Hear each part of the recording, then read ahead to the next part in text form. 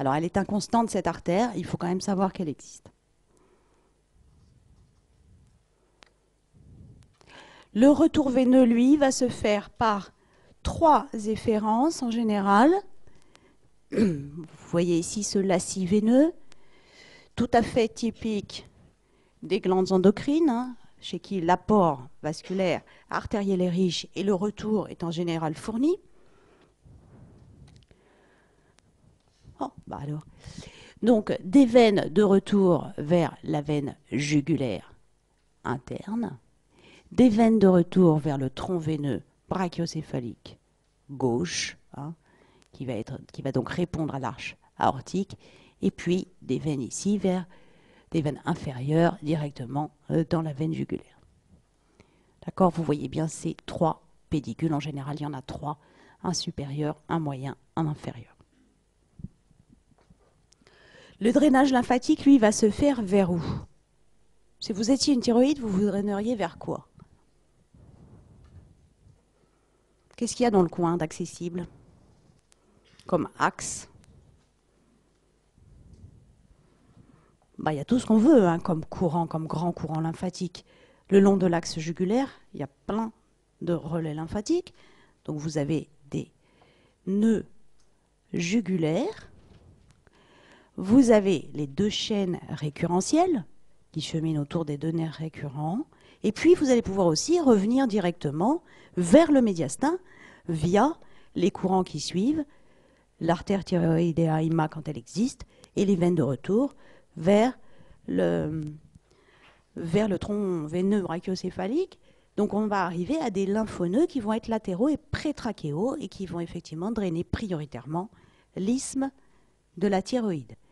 Vous voyez donc à quel point un processus malin, en particulier thyroïdien, peut disséminer de façon large sur ces retours lymphatiques.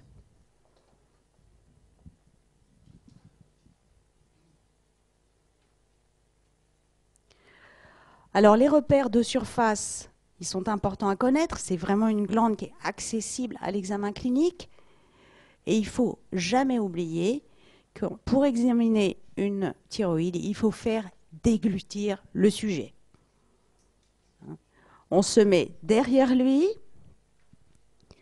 on pose le bout des doigts délicatement à la base du cou, et tout en palpant, on fait déglutir le sujet, ce qui permet de trier ce qui est thyroïdien et ce qui ne l'est pas. Voici ici une tuméfaction à la base du cou ventralement, et on va retrouver en situation non pathologique la pomme d'Adam. C'est quoi la pomme d'Adam? C'est le cartilage thyroïde. On aura en dessous, souvent pas palpable, l'arc du cartilage cricoïde et l'isthme de la glande thyroïde, et donc dessous sur le 2e anneau trachéal. Ce qui ménage ici le triangle de la trachéotomie, à condition qu'il n'y ait pas une artère qui chemine dedans. C'est bien clair? Aucune thyroïde ne vous échappera? C'est bien.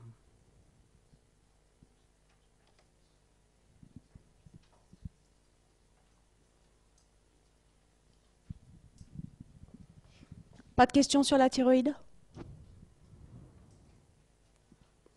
Nous passons donc aux capsules surrénales. On dit volontiers capsule et je le fais exprès, plutôt que glande surrénale, parce qu'il y a beaucoup de choses qui vont volontiers être appelées capsulaires et qui ont rapport avec la surrénale.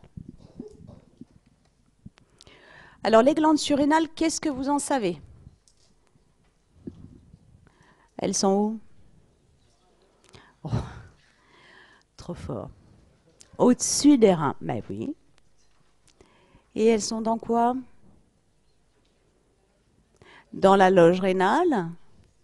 Et est-ce qu'elles sont séparées du rein par un fascia inter-surrénalo-rénal? Et est-ce que vous le saviez tous? Non? Enfin, peut-être vous tous. Et elles sont à hauteur de la 11e vertèbre thoracique. toutes les deux. Pourquoi est-ce que je précise toutes les deux? Parce que les deux reins ne sont pas à la même hauteur, absolument. Et alors pourquoi est-ce que les surrénales, qui sont au-dessus des reins, sont toutes les deux à la même hauteur? Parce que la droite surplombe son rein, alors que la gauche coule à son pôle supérieur. Comme c'est d'ailleurs fort bien visible ici, vous voyez ici c'est rein gauche et la surrénale qui est plus médiorénale que surrénale sur ce sujet. Donc dans la loge rénale, les glandes surrénales sont issues de deux contingents embryologiques différents. Une partie par le célome et une partie, donc le célome c'est du mésoblaste, et une partie par les crêtes neurales qui sont du neurectoblaste. Déjà, quand on fait participer les crêtes neurales à la constitution d'un organe, on sent que l'innervation va être importante sur l'organe en question. Voici un bloc réno-surrénalien de fœtus et vous voyez la proportion relative de la taille des surrénales fœtales avec le rein fœtal. C'est très gros des surrénales de fœtus. C'est très important. Pourquoi? C'est important de le savoir, à part pour la culture. Parce que la surrénale est un organe dont le développement tumoral va survenir essentiellement chez l'enfant et parfois déjà en prénatal.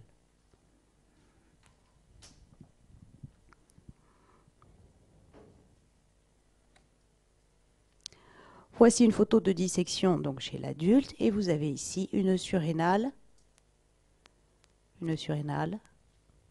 droite, où vous avez là le fascia rénal qui est assez bien montré, et puis la petite cloison intersurrénalo-rénale qui vous montre bien que la surrénale fait chambre à part dans la loge rénale. Ça, c'est une photo de dissection. En dissection, les organes sont toujours à la fois déshydratés, décolorés. Ça, c'est une photo opératoire, et une surrénale, ça a vraiment cette tête-là. C'est jaune-orangé. Bon, c'est pas chamois, mais voilà. C'est jaune-orangé, ça paraît aplati. Ça a une forme grossièrement triangulaire. Et ça fait 3, 4, 5 cm.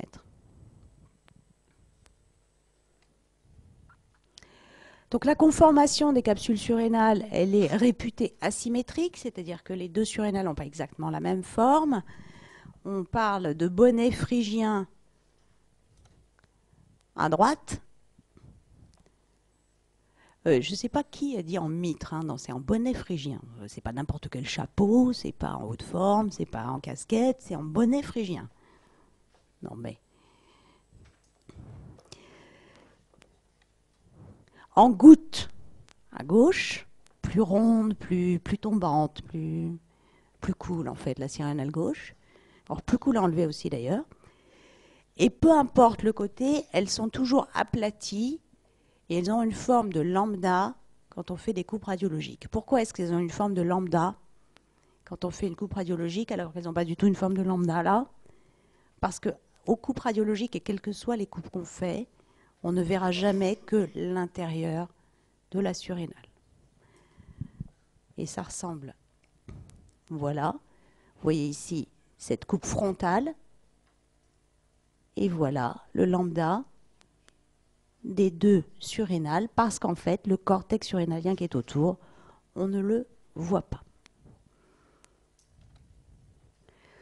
Voilà encore, quand on coupe vraiment une surrénale, le lambda, qu'on voit très bien ici, et qui est donc l'image chute de la médulaire surrénalienne, alors qu'on ne voit pas à la radio le cortex ici, que vous voyez qui l'entoure.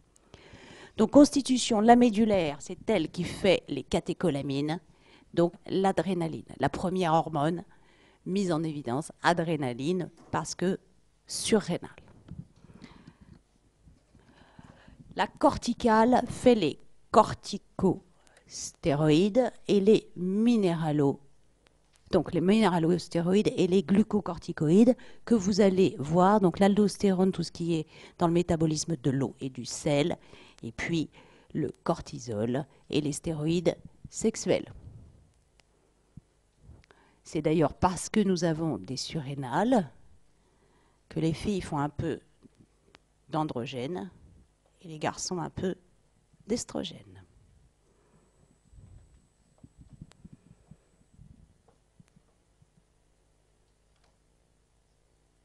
Les rapports des glandes surrénales sont très importants à connaître. Pourquoi ? À quoi ça peut bien vous servir de connaître les rapports des glandes surrénales ?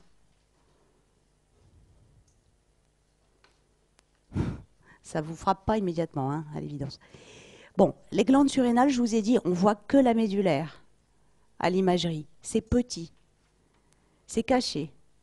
Si vous ne savez pas derrière quoi ou à côté de quoi chercher une surrénale, vous la trouverez jamais. C'est pour ça qu'il faut que vous connaissiez les rapports. À droite,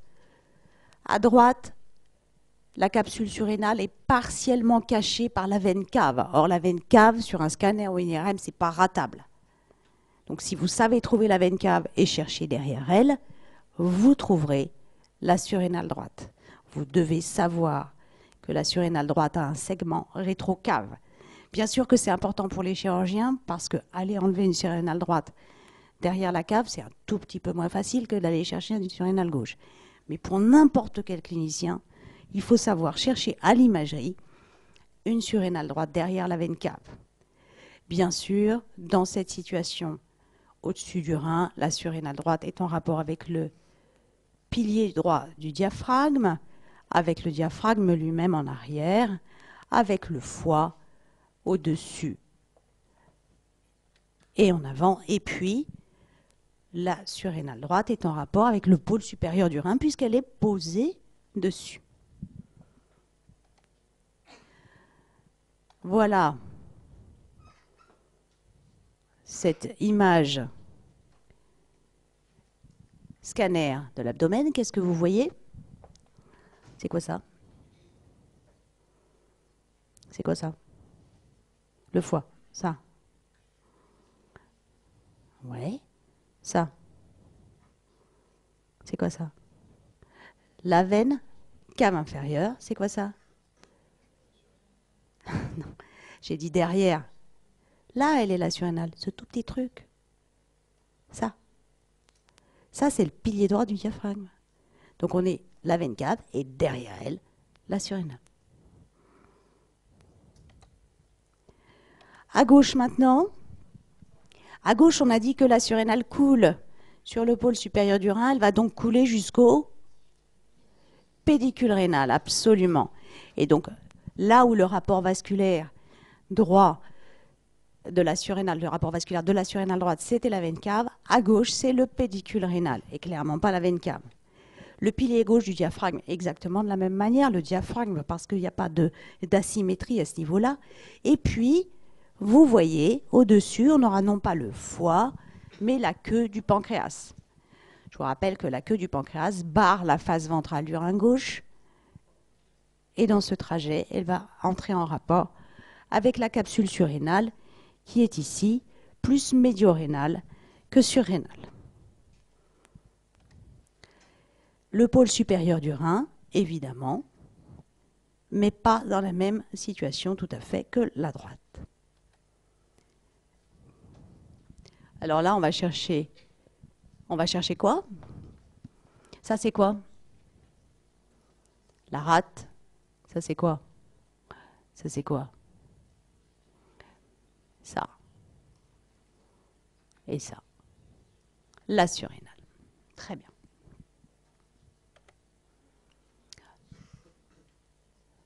Qu'est-ce que vous voyez là? C'est une coupe anatomique. Ça veut dire quoi? Que le foie est à droite. Oui, le foie est en général à droite. Oui, mais qu'on regarde le segment qui ne contient pas la tête. Hein? Donc la droite est là, l'avant, la gauche. Ça, c'est Ça. Ça, là. Ça.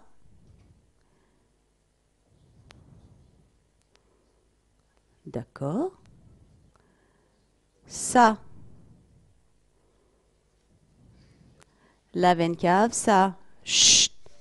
L'aorte. Ça. C'est quoi ça?